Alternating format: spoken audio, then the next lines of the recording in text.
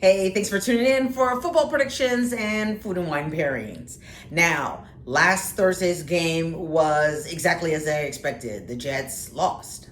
I mean, I didn't think anybody saw that. That was a no-brainer. The Patriots were 7-2 coming into that game, so it was going to take more than a miracle for the Jets to win. But tonight, my favorite team, the Raiders, are playing on Monday Night Football. And they have a fairly decent record on Monday night, 45 wins, 38 losses, and 1 tie.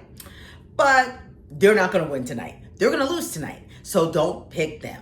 They are 3.5-point underdogs at home, which is huge because generally when a team is playing at home, you usually give them 3 points automatically. But they're not good. They're 2-8 coming into this game. I mean, they have the same record as I do in my fantasy league. They're terrible. Now, Dallas is just barely better than them at 3-5-1. Just barely. The main difference is the Raiders are averaging 15 points a game in terms of scoring, and the Cowboys are averaging 30 points a game in terms of scoring. But both teams are averaging 30 points allowed against them in scoring. So I'm curious to see what's going to happen. Also, because of last week, Geno Smith now has more interceptions than touchdowns.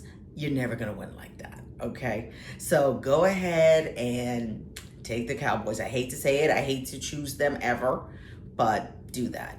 Now, the one good thing for me is while this game is probably going to be a disaster and I'm going to watch it anyway, I'm going to be having a great bottle of wine. I mean, a great. This is like one of my favorites. This is a wine that came from one of my old wine clubs, which I used to be a member of a wine club called Vezer Family Vineyard, and they are based in Sassoon Valley, which is, not that far from where I live. And I found out that Sassoon Valley was the 18th AVA created in the state of California, the first one being Napa Valley. The other thing that many people don't know about Sassoon Valley, aside from it being like very close to my house and easy to get to and generally not overcrowded, is that for a very long time, grapes were being grown and still today were being grown in this area, and they are being sent to Napa. And so often you are paying extra for the location of Napa, but some of those grapes have come from Sassoon Valley. So that's a little tidbit that you can take with you. Now, let's get back into the wine. So here is the bottle of the Vezer La Salette 2019. This is 100% Petite Syrah. And this is a bottle that I currently have 2 bottles of this, the 2019, a 2017 and 2018. They recently just released the 2020, so I'm looking forward to getting that, as well as the 2021, so I could do a really expansive vertical tasting with all of them. Now, the other thing that's fun about this is at this winery, all of the wines are named after members of the family related to the winemaker. This Salette is the name of the winemaker's grandmother. Now, you got to be careful with it because it is 15.4% alcohol, so you cannot get loose with it. But I'm pairing mine with a brisket because I'm going to a friend's house who is making a brisket. And like I said, the game's probably going to be a wash, but the food and wine will be fantastic. Now, let's look at the wine in the glass. When you look in the glass, you'll see right here that it has a beautiful, very dark purple color. And even on the sides, it's still kind of a ruby dark purple. It has not started to turn brown yet, even though it's 6 years old. When I open this bottle, often when I'm getting the wines ready, I will open the bottle and have it right then, and then I'll let it sit for 15-20 minutes and see how it is. So when I first opened it, it was, okay.